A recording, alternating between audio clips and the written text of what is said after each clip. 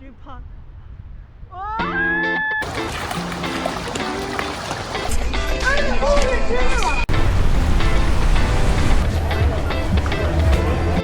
早晨啊，歡迎翻到嚟咧我嘅 channel 啊！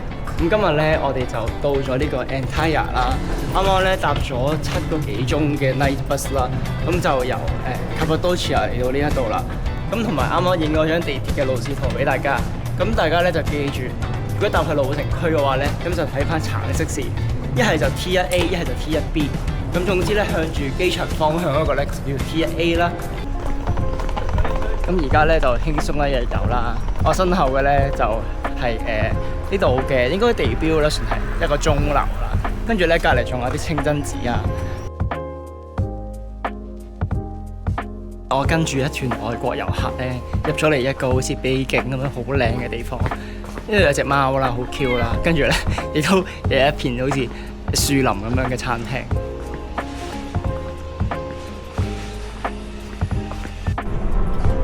嚟得 Antaya 咧，我諗個個都係想放鬆、輕鬆度下假咁樣啦。咁我就行咗嚟海濱嘅呢一度咧，咁隔離咧就係呢個著名嘅名城啦，好似叫海利德塔咁樣，好超，好似包個場咁樣。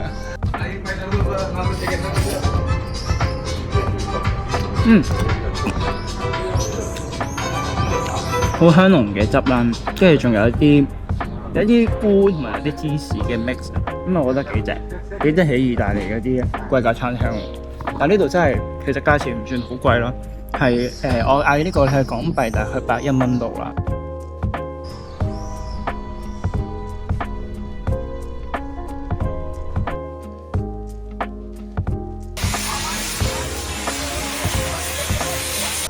哇！果然冇講錯啊！安塔利亞呢度咧，真係一個好靚嘅海邊小鎮啦。而家喺海德里塔隔離嘅一個大廣場度，即係喺呢度咧望呢個咁靚嘅大海咧，望到嗰啲小屋啊，有一個咁靚嘅建築物啊，其實就真係我覺得都已經咁樣已經好值得嚟呢個地方啦。再加上咧安塔利亞真係好多嘢玩啦。頭先我 struggle 咗好耐，究竟係我要報邊一個 tour 咧？聽日咁最後咧我就決定報一個喺叫 Alania 嘅滑翔傘啦。咁嗰度咧就比起傳統嘅一個費特希耶嗰度咧比較平嘅。由於咧我又對市區嘅啲老城區咧唔特別大興趣啦，咁所以咧我就行咗嚟呢一度咧叫做杜登瀑布啊。咁咧而家就去咗呢一個 Duden Waterfall 嘅 Country Park 啦。咁咧喺呢度咧其實係非常之長噶啦，你已經見到有水源喺度啦。咁但係瀑布咧就會喺盡頭嗰個位置嘅。以我哋睇過咧，其實喺 Google Map 嗰度咧呢條河咧真係非常之長嘅。咁所以咧應該都真係要去到嗰一個位先至睇到嘅。咁大家只要睇翻 Google Map 咧搭邊一架巴士咧，我就跟住搭過嚟就 OK 啦。咁又唔使轉車，都幾方便嘅。搭咗40分鐘。哇！而家好大風啊！喺呢個瀑布隔離咧，個瀑布都算係氣勢磅礴啦。雖然咧就唔係話好大，但係咧呢個角度影落去咧係啱啱好啦。咁同埋真係好大風咧，跟住啲水彈晒上嚟咧，仲要見到雙彩虹咁樣。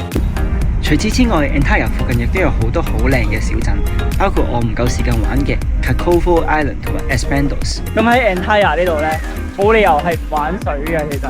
咁但係咧，好可惜我今日咧真係乜都冇帶，拖鞋又冇啦，跟住咧泳衣啊泳褲全部都冇啦。所以咧我唯有行下個沙灘咧，當補下數咯，都幾靚嘅呢度。緊要啦，我聽日再去過下一個沙灘。其實本身咧我自己對 Antaya 咧興趣唔算話好大啦，我係對佢嘅周邊嗰啲 tour 啊好多嘢玩覺得好正。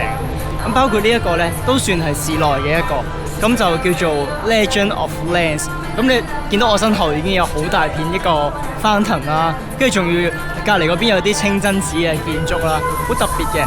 咁呢個聽聞係土耳其最大嘅一個樂園啦。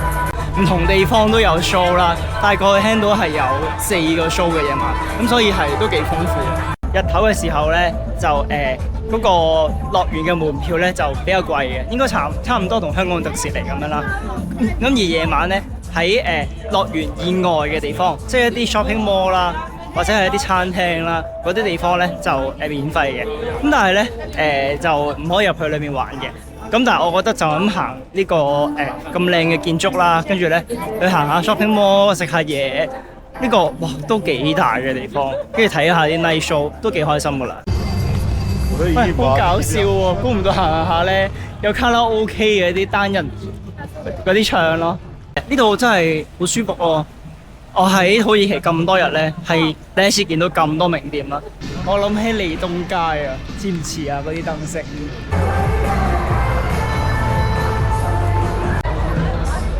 呢度靚就係好靚嘅，但係我有啲意外嘅 night show 咧已經完咗啦，係我完全唔知 show 咗喺邊度。分享少少住宿攻略，我自己就係住喺 Old Town 隔離呢一個站附近嘅一個民宿，周圍玩同埋搭車都幾方便㗎。早晨啦，嚟到第2日咧，土耳其南部啦。咁今日咧我就喺 Antalya 咧去咗呢個叫做 Alanya 嘅地方啦。咁啊搭咗大概2個幾鐘車，咁啊嚟到。咁我就為咗玩呢個滑翔傘啦。我哋經過咗呢一個叫做 D400嘅公路啦，即係堪稱全球最美麗嘅公路之一啦。咁分享少少心得啦。咁我就買晒成個 package，就總共係100歐啦。我好驚啊！嚟到呢個位，頭先都冇咁驚㗎。而家見到咧條路勁斜啦，降落傘啦，勁驚。Are you afraid? Yeah, kind of bit, but it's still fun. Yes, of course. A bit afraid, but still run. Still go with it. Yes. 哇！成個傘升起啦，好驚啊！啊！咁快飛咗啦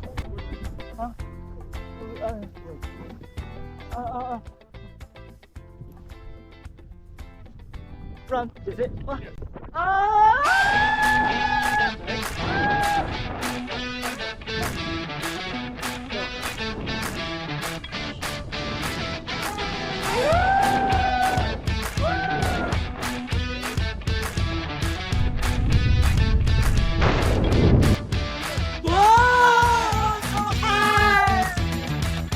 我第一次飛呢一個滑翔傘啊，好正啊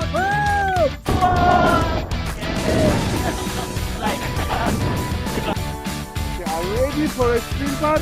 Oh, yes. Okay, let's do it.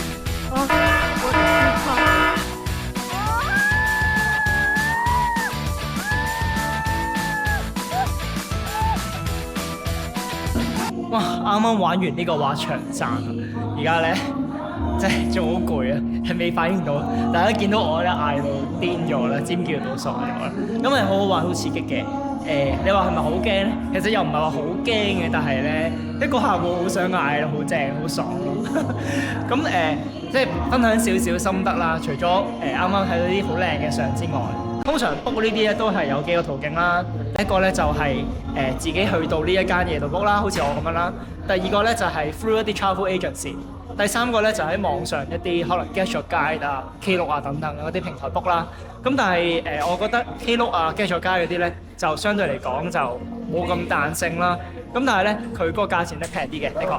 Travel Agency 咧，我覺得就比較上係貴啲，係去到200幾歐都見到有啊。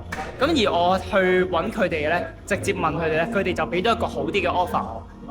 就仲好過 Get Your Guide 仲平啲添，咁所以咧，我覺得就自己揾一個有信譽嘅一個公司啦，咁樣 book 咧就係最穩陣，同埋係最知道佢究竟個內容係啲乜嘢，即係例如收費啊，有冇一啲 discount 啊、offer 啊等等。玩完呢個滑翔傘咧，就梗係要參觀下呢個城市啦。嗱，而家去到佢哋嘅一個最靚嘅地方啦，係啦 Red Tower 同埋佢哋有一個 castle 嘅。咁咧，我發覺搭的士係好有困難，原來係呢度用唔到 call 車 app 啦。我係要喺一條柱度咧揾一個掣咧，撳 taxi， 跟住就會有的士嚟㗎啦。不過我就咁嚟到呢度，我已經覺得好靚，係好值得嚟。仲要係可能比較難嚟啦，真係得我一個啫喎，完全成條街咧係冇其他人。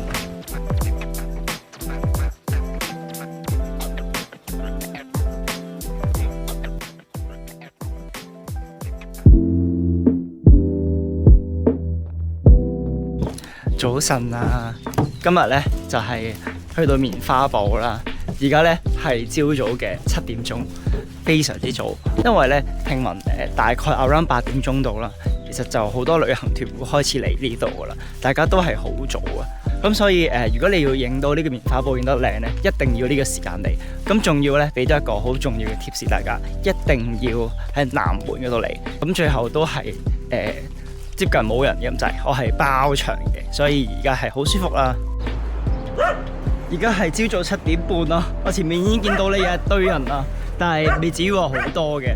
不過咧，我真係哇，已經着咗啲厚襪嚟啦，行落去呢個 area 咧都仲係好吉咯，因為全部都係一啲岩石狀嘅嘢啦，咁所以咧真係要再着啲再厚啲嘅襪，或者係我唔知有冇其他方法，總之鞋就唔落得嚟嘅。哇，好吉啊！哇！唉，落水算啦，落水咧，起碼冇咁吉，其實都唔係都好吉。佢又襪都唔俾着，係真係好棘喎呢個位。Anyway， 我落咗嚟棉花堡一啲水嘅位置啦。啲行翻咧上面嗰啲岩石咧，仲冇佢咁吉咯，啲水嗰啲位都好吉。終於落咗嚟棉花堡水池嗰個位啦。雖然咧都係有人嘅，咁但係咧，我覺得即係都已經好早噶啦，辛苦噶啦，同埋咧都個景都好靚啦。不過真係唔係話好容易咧去拍啲一啲好靚嘅景啊，要行到好前咧，咁但係啊就會好吉腳咯。講少少背景資料俾大家啦。棉花堡其實係由豐富嘅碳酸鹽礦物嘅溫泉，再加石灰岩鹽凍而形成嘅。呢個咁獨特嘅梯田景，全球淨係得幾個地方先至有㗎咋。棉花堡同埋隔離嘅希拉波利斯古城係1988年共同列為世界遺產。為咗影靚相，可以去到幾盡咧？睇下，我就行到第2級算啦，唔再行落去啦。好似咧喺度行咗半個鐘嘅石。小狗狗 ，hello。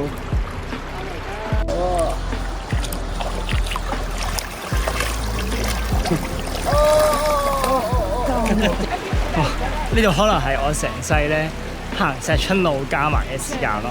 順便俾大家睇一睇咧，我離開嘅時候，而家係朝早8:08啦，嘅人流係咁樣嘅，勁多人啦。咁所以咧，要影靚相一定要咁早啦，最好就真係6點半去到南門。咁我7點3到去到咧已經難㗎啦。咁但係我覺得都接受到嘅呢個時間。再遲咧應該就唔好影啦，好痛啊！行咗一陣之後咧，就到咗呢個希拉波利斯遺跡啦。咁咧佢就有啲似古羅馬廣場咁啦，咁就會有一個好大嘅露天廣場。咁但係咧呢度唔可以落到底嘅，淨係落到中間咧就要上翻嚟㗎啦。咁所以咧大家都淨係坐晒喺最頂嗰度。咁因為頂望落去個風景咧就好似一個山頂望落去成個城市咁樣啦，都幾靚嘅。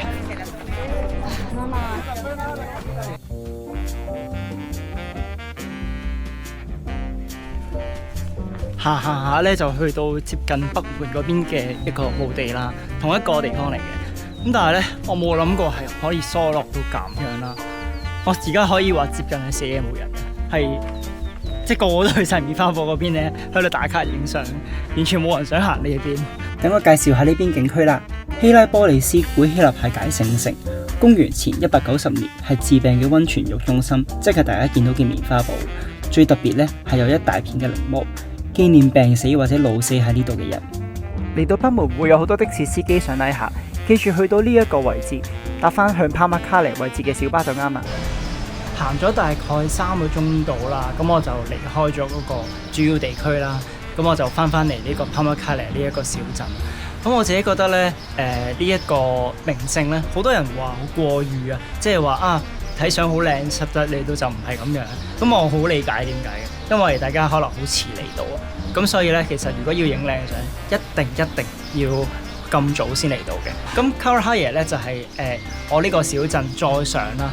咁我覺得呢個小鎮咧係好住啲嘅，因為佢有溫泉酒店啦，好多人係特登去嗰度住一晚。咁至於我呢個小鎮咧 Pamukkale 主鎮咧，反而我覺得係我嚟咗土耳其咁耐啦，最溶溶爛爛嘅一個小鎮，就即係個景色麻麻地啦，真係冇乜特別需要咧，唔會上嚟呢度住嘅。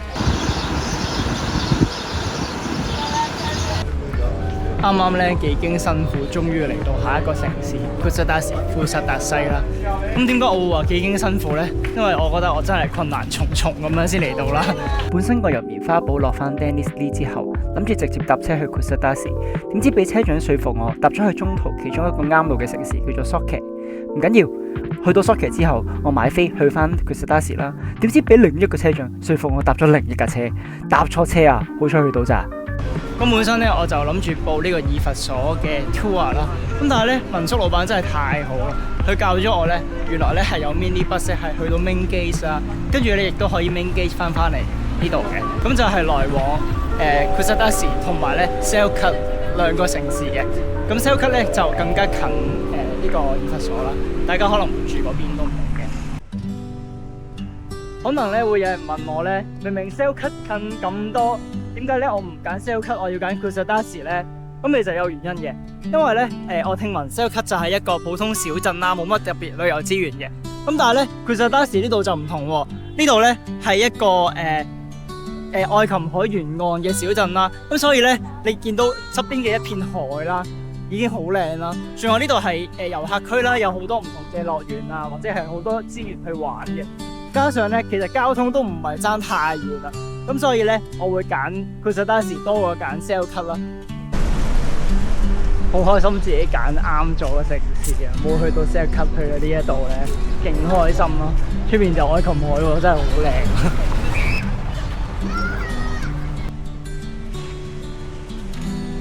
我發覺咧，我好多日都冇咁樣 enjoy 過一個海景啦。就算喺 Antalya 我都冇乜太多時間。咁所以咧，今日我想食住呢一個咁靚嘅甜品啦，跟住望住呢個好靚嘅地中海。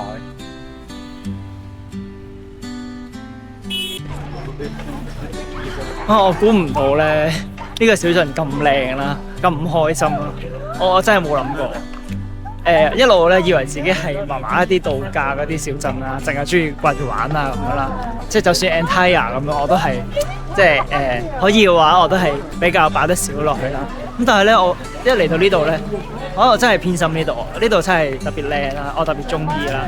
即係無論係個 vibe 啦、啲鋪頭啦，或者係呢度嗰個海景啦，總之咁多樣嘢加埋晒，令到我覺得真係我今日好正啊！嚟到呢一度，我覺得係好過 Antalya， 可能真係 Antalya 比較大眾啲嘅度假小鎮啦。呢度係再小眾啲，咁但係呢度咧喺海邊呢度真係一啲完全係度假 feel 啦。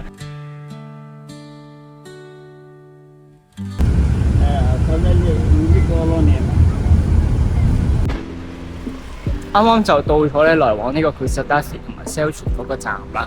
咁咧就我琴日講嗰個 Parka 嘅藥房啦。咁呢個站我見到咧仲有好多唔同嘅一啲大巴咧，都係去到其他嘅城市，例如 Aydin 啊、Sochi 啊等等啦。大家可以去揾一揾嘅。搭咗大概20分鐘車度啦，咁就喺嗰個 Ephesus 嘅正門嗰度落車，亦即係北門。咁但係咧仲要再行過去。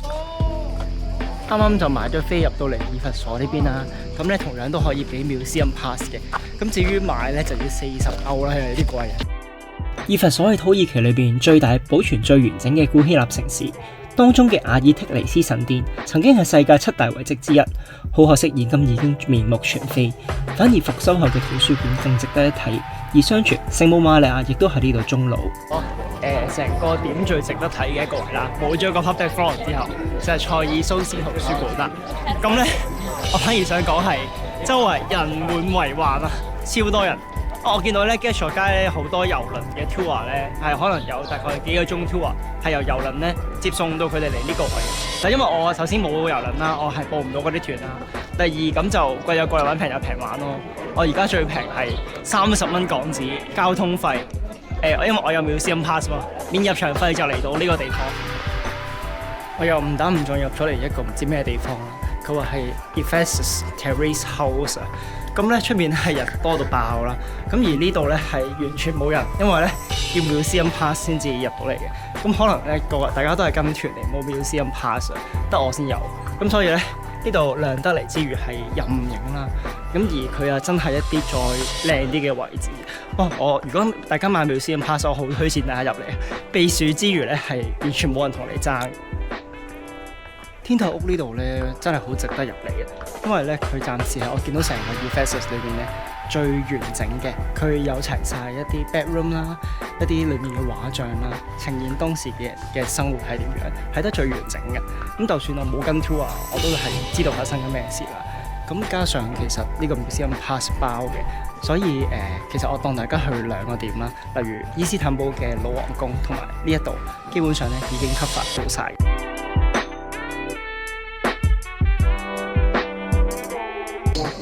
我就差唔多行晒成個以弗所嘅重點區域啦，咁就行咗個半鐘到2個鐘度啦。咁我自己覺得咧，呢度真係保存得都算幾完整嘅。因為我上年自己都去過意大利嗰邊嘅龐貝古城啦，咁呢度其實好多嘢都冇乜點樣喐過啦，跟住咧仲要好多一啲大型嘅建築物，即係例如圖書館啊，或者係一啲聖母瑪利亞像啊等等啦，嗰啲都係完整保存，甚至係有天台屋個 part 咧，我覺得係更加睇到所有嘅彩色嘅畫嘅，咁所以係好值得嚟。唯一一少少遺憾就係冇報到任何 tour 咯，咁所以咧就好似走馬看花咁，即係唔係好知道嗰個歷史係講啲乜嘢。